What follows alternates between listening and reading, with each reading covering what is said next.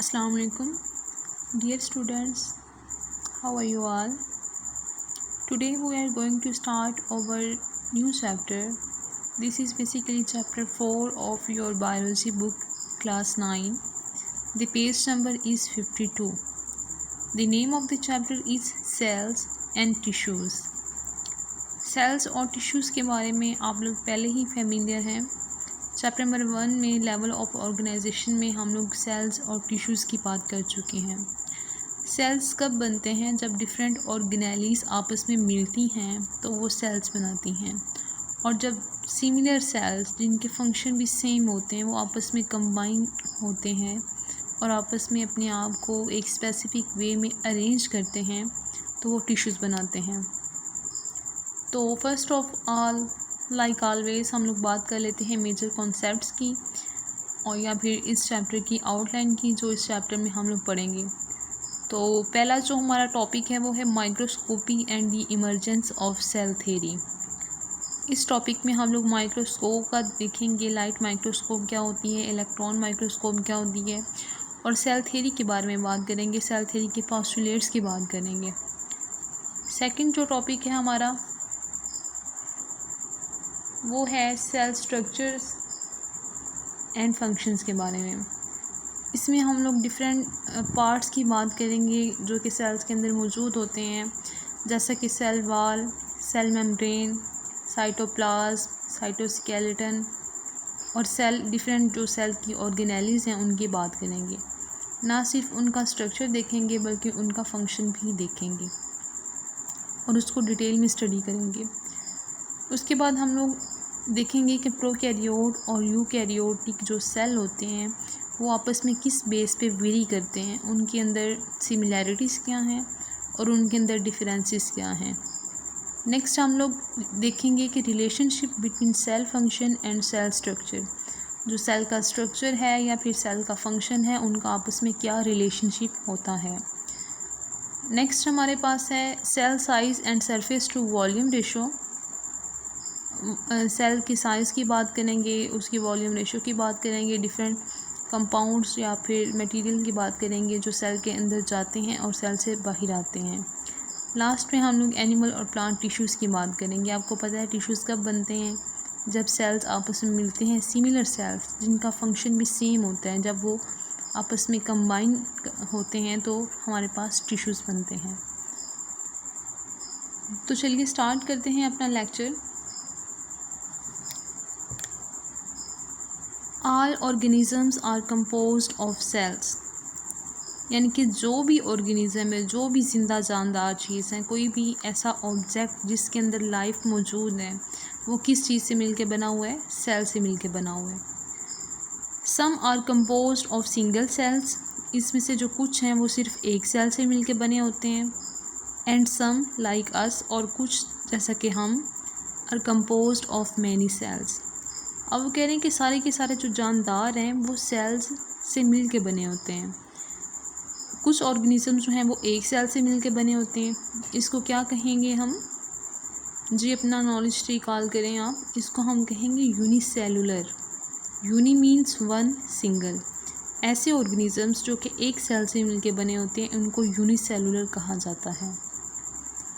और ऐसे organisms that are composed of 2 or more than 2 cells, that are composed of many cells, these organisms are called multicellular.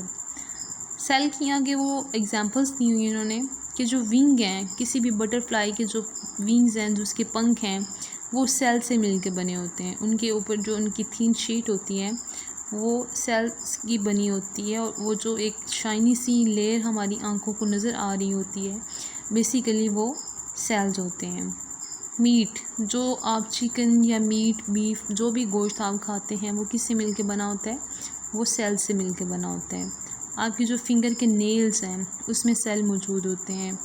Orange juice या कोई भी mango या कोई भी लिक्विड जूस जो आप यूज़ करते हैं वो भी सेल से ही मिलके बना होता है.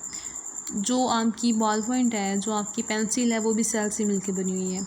अच्छा बेटा, कोई भी ऑब्जेक्ट है ना, चाहे वो लिविंग है चाहे वो नॉन लिविंग है, वो सेल से ही मिल के बना होता है. उसकी कंपोजिशन में जो मेन और इम्पोर्टेंट जो चीज़ होती है वो सेल्स ही होते हैं।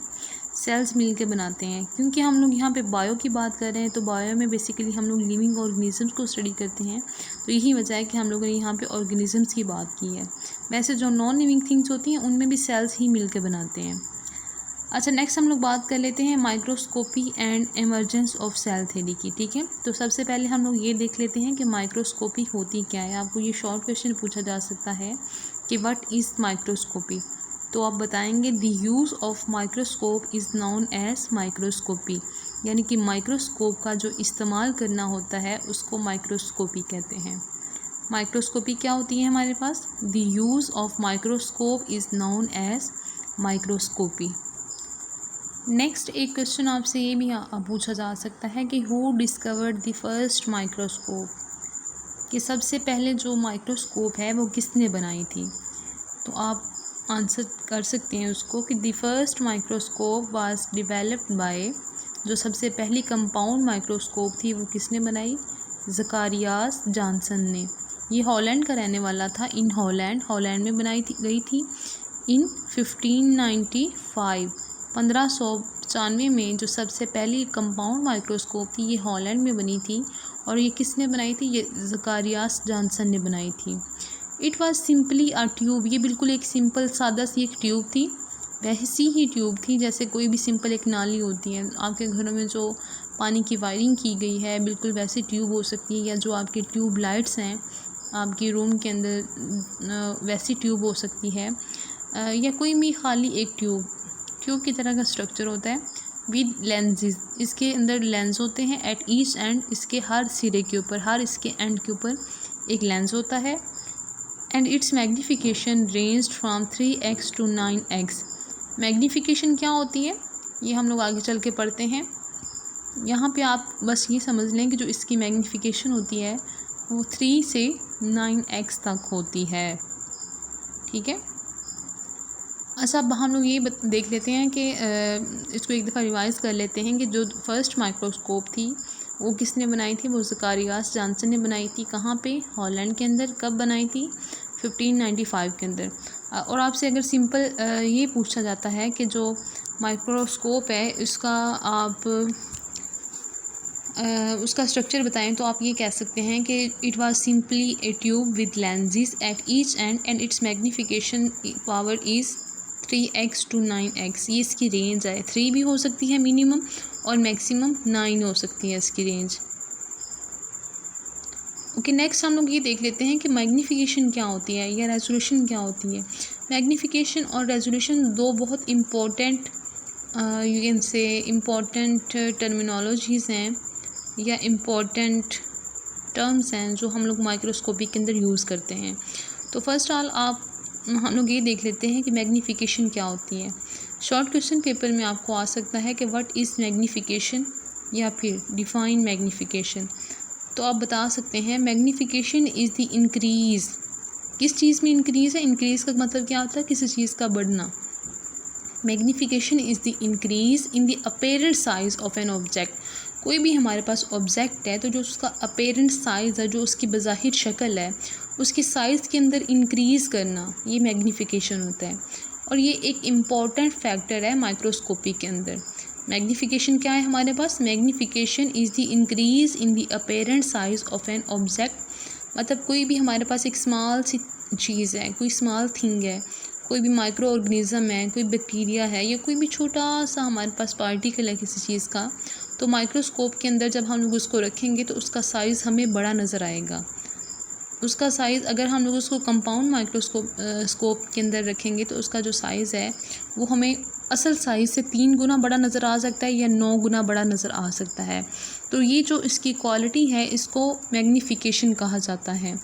नेक्स्ट हमारे पास जो शॉर्ट क्वेश्चन है वो है रेजोल्यूशन के बारे में। व्हाट इज़ रेजोल्यूशन या फिर रेजॉल्विंग पावर। ये एक दूसरे के सिनोनिम के तौर पे इनको यूज़ किया जाता है, ये दोनों एक ही चीज़ के नाम है, रेजोल्यूशन और रिजॉल्विंग पावर।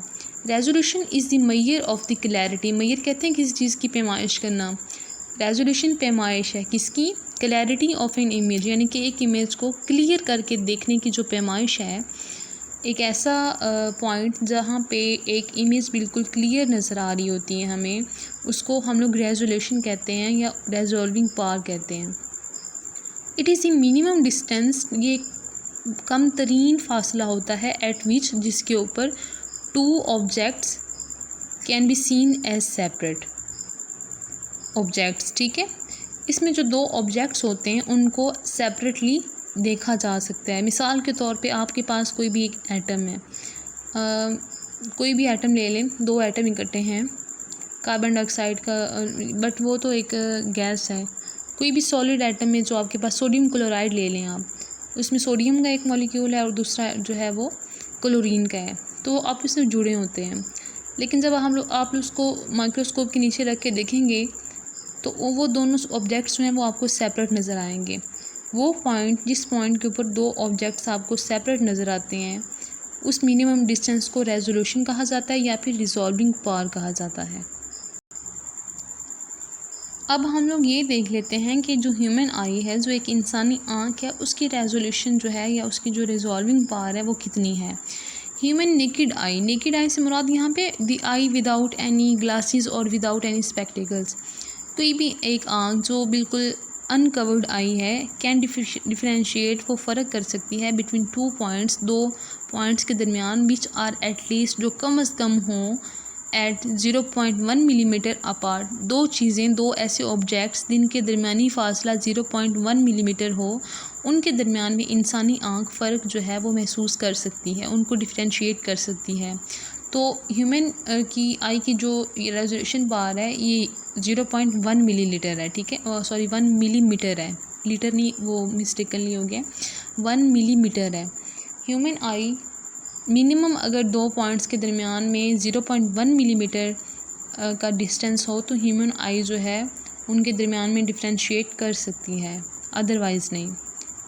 अगर हम लोग क्या करें कि if we place two objects, अगर हम लोग दो चीज़ों को रख दें at 0.05 millimetre apart, 0.05 millimetre apart के फासले पे अगर हम लोग दो ऑब्जेक्ट्स को रख दें, human eye would not be able to differentiate them, तो इंसानी आँख उन दोनों के दरमियान का फ़र्क महसूस नहीं कर सकती एज़ टू सेपरेट ऑब्जेक्ट्स, उनको अलग अलग वाज़ह तौर पे नहीं देख सकती है, क्योंकि ह्यूमन आई की जो रेजोल्यूशन पावर है वो कितनी है, 0.1 millimetre.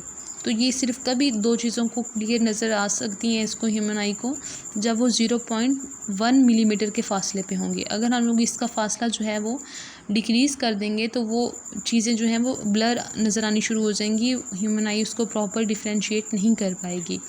Magnification and resolution can be increased by the help of lens. आपने अगर कभी माइक्रोस्कोप देखी है तो आपने देखा होगा कि वो जो इसका लेंस का नीचे वाला पोर्शन होता है, वहाँ पे 3 तरह के लेंस लगे होते हैं। ठीक है, वो लेंस बेसिकली क्या काम करते हैं, उन लेंस की मदद से हम लोग किसी भी माइक्रोस्कोप की रेजोल्यूशन या फिर उसका जो मैग्नीफिकेशन है उसको इंक्रीज़ कर सकते हैं या डिक्रीज़ कर सकते हैं। डिक्रीज़ तो वैसे इसको नहीं किया जाता, इसको मेनली आप इंक्रीज़ ही करते हैं, लेकिन आप उसको डिक्रीज़ कर सकते हैं।